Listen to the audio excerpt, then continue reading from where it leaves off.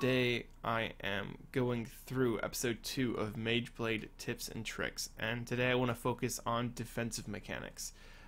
It's kind of a 3-step process when it comes to Mageblade defensive mechanics, and it's one of the most flexible defense classes in the game, and I'll explain to you why. First of all, I want to let you know what I'm running. So this is my current light armor open world build, and I'm running 5 Shackle Breaker, 2 heavy, the rest light, light Shadow Rend, War Maiden front bar, and the Maelstrom Resto on the back bar. Now, so how does my defense work on this? It's actually quite similar to my heavy armor defense. There's just a little bit of a difference. So when I am thinking about defense on a Mageblade, one thing that you have a lot of passive access to is heal over times. So what I do on almost all of my Mageblade builds is I will pair heal over time with either damage shields, cloak, or heavy armor. So in my heavy armor build, for example, the one that I posted recently, what I was doing is stacking heavy armor, stacking resistance, and then building HOTS so that I was just passively healing, so I would heal more than people could tear down. Now I'm doing something a little different. I still have HOTS. I still have HOTS on my bar from various sources. I'm still using Healing Ward. I'm still using Rapid Regen. But now I pair that with Cloak since I'm in light armor. So I'll put on a bunch of HOTS, maybe Healing Ward. I can Cloak, be invisible for a couple seconds, and then right as I come out of Cloak, my Healing Ward is about to pop. So I get a much bigger heal from it than I would in heavy armor where people are trying to rip it down all the time. So that's it. I pair HOTS with either a shield, cloak, or heavy armor. Other options are kind of smaller. You can rely on Maim. I usually apply Maim pretty passively. You apply Maim from Fear, Mass Hysteria, and I'm also applying Maim via Shadow Rend, which is really helpful. So I'm using Shadow Rend right now for the Magicka recovery and for the damage it does. It synergizes really well with War Maiden. It has a high uptime, and the Maim is really helpful when you're in light armor as well. And people are surprised by the damage. I've even won a couple of duels off of a Shadow Rend killing blow. The second part of any defense is mobility, and Mageblade mobility is unique because of Shade. So in addition to having really high healing and invisibility, you pair that with the mobility that you get from Shade, and you have a really nasty combo. No other class can move the same way Nightblade can move. By putting down a Shade and jumping off something high, you can catch a lot of breath. The worst case scenario is you cut the number of opponents you have in half, right? So you put down your Shade, you jump off a high ledge. If people don't follow you, you don't have to port back to your Shade. You can just stealth away. If they do follow you, then you can poof back to your Shade. And if half of them follow you, then you can poof back to your Shade knowing that half of them are essentially estranged and are going to have to take time to walk back up to whichever cliff you're on, whether it's like a natural cliff or a wall. That's really helpful. So playing around Shade is a really, really important thing to do. I don't use Shade as much in heavy armor because I'm relying on that heavy armor to sustain me, and I'll use other modes of defense, but when I'm in light armor, I use Shade all the time. Next patch, this is going to be even better because light armor is getting a small buff, a small snare immunity buff, and so you'll be able to put down a Shade and run a little further, and you're less likely to stay snared for a long period of time. So it's just a small difference, but that'll be nice too. That's part of why I wanted to try out light armor.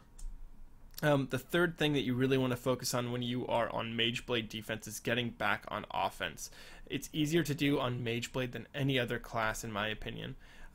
So here is what I do. I kind of have a defensive one-on-one rotation, and it starts by me hitting my Relentless Focus. I want to make sure that no matter what I'm doing, I'm building stacks for Relentless. So what I can do is get all my buffs up and get on defense. And so you can see even now I've got 4 stacks. I'll light attack, fear, bar swap, incap, relentless. And that will get you huge offensive pressure in addition to allowing your hots to continue to tick, because they're going to tick while you are on the offensive part of your defense. And it also means that you're going to pressure your opponent into not attacking you. Not to mention that you're also going to get a heal from siphoning. So again, I'll make sure my Relentless is up. I'll just be spamming heals. Sometimes I'll have to throw down a couple healing wards, and I'll finish with a Fear. Ooh. Then go straight into whatever I have. A lot of times it's just a Relentless, and that's totally fine. I'm casting abilities, I'm trying to keep them off me. I'll Fear and do a little combo on them. And that's really effective, and it's something that Mageblade does better than any other class. Their passive defense, their passive ability to just lay on so much pressure and healing it's insane. So you really want to keep that up. Every chance you get, you are off defense. A lot of times, the best case scenario is going to be to just put down a healing ward and go back on defense right away, and you're going to force them into not attacking you. Meanwhile, you've got all of these different abilities ticking your health back to full, and you've got a healing ward that's about to go off and give you a fat burst heal. So that's the core of it. Again, it's hots or heal over times combined with either shields, cloak, or heavy armor. And instead of heavy armor, you also have the option of using protective jewelry, which gives you base resistance, and that's not a bad option either. Protective is actually incredibly efficient. Basically, what you're doing, though, is just trading max stats for protection. So you just want to balance that into your build and think about that, because you're going to get smaller shield sizes if you're relying on shields, which you may not be, but it's just something that you have to take into consideration, that you're giving up max Magicka or spell damage for that. So hopefully that is helpful to you guys. I'm going to try and show you in much greater detail using the following clips, so I hope you enjoy. In this first fight, I am fighting a Dragon Knight, and then I start getting sniped, so I immediately go into Cloak. I need to know how many there are and how strong they are, so I'm just looking at them, and I think, yeah, I can probably take this.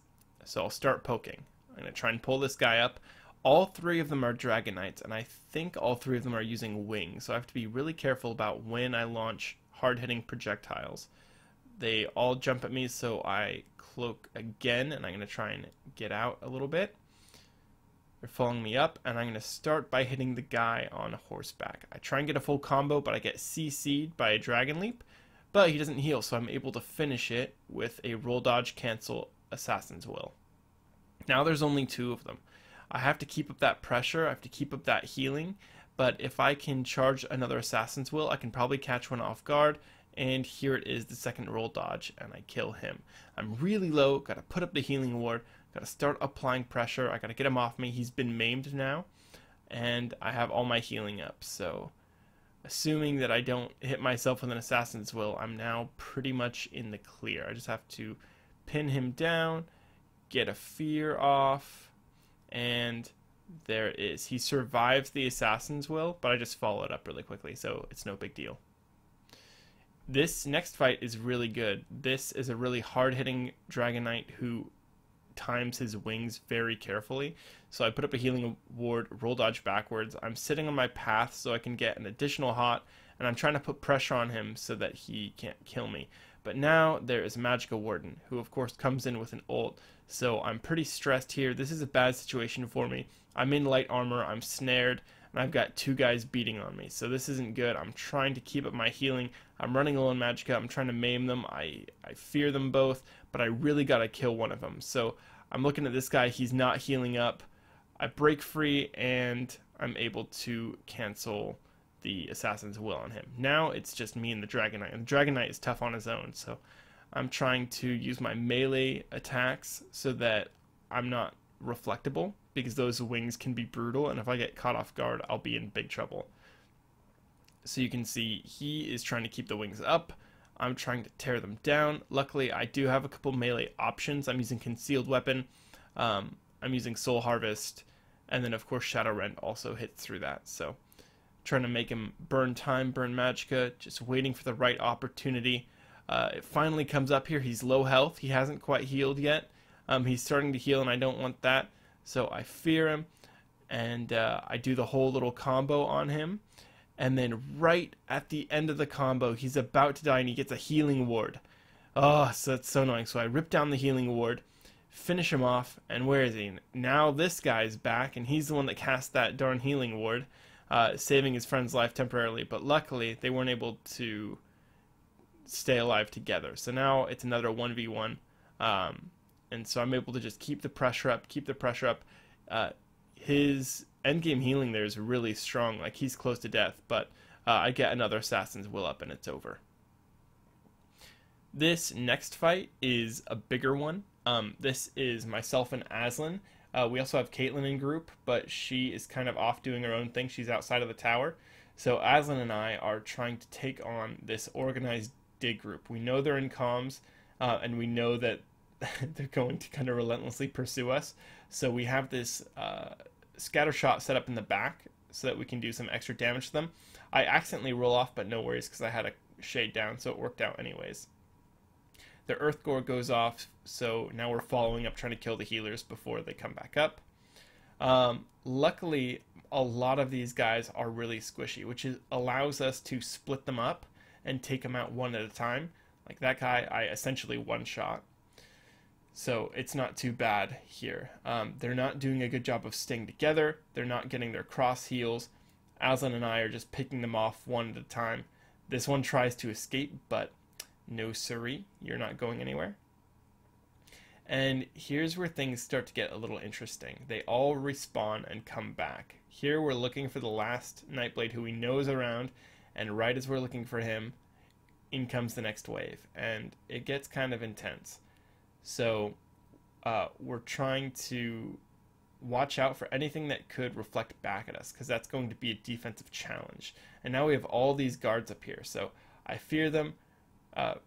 Break out of the little circle. I'm trying to keep healing up. They have a rest ult going out. The mage guard puts down a negate. We're both Mageblade, so we have to jump out of that. We're trying to pick a target, isolate them, and then kill them really quickly before they can heal up. There's the Earth Gore, of course, so now his Earth Gore is spent, and we're going to try and finish him off before he can get another one up, because that'll be a real pain if he's able to. So we finish him nicely.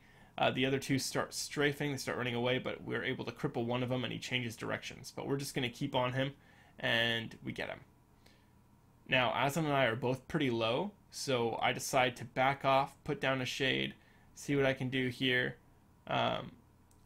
We are spreading out because we're both in light armor, and if we're together, we'll eat a lot of AoEs that are unnecessary.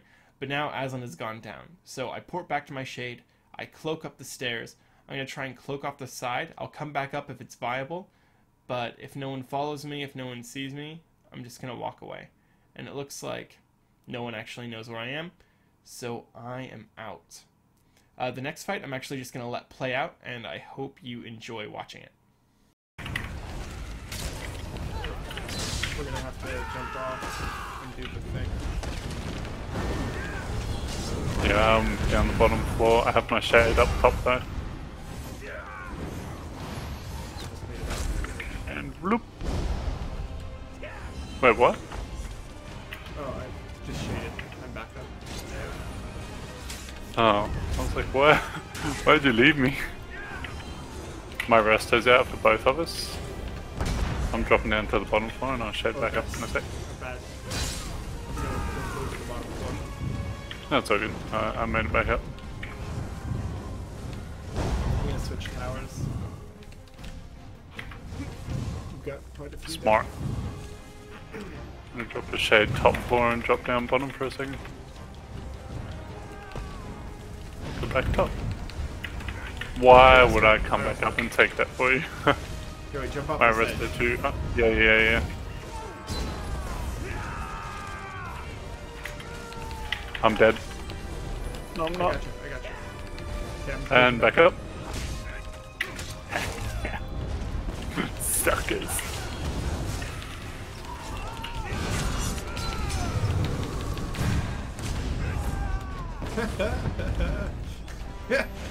Here they come. That's so laggy. And that was Mageblade PvP defensive mechanics. I hope you enjoyed it. I appreciate all the support. Go ahead and leave a comment if you have any questions or recommendations for newer Mageblades. The comment section in these videos tends to be very productive and helpful, and even I learn a lot, so I appreciate the contributions. If you haven't already, be sure to subscribe, and I will see you in the next one.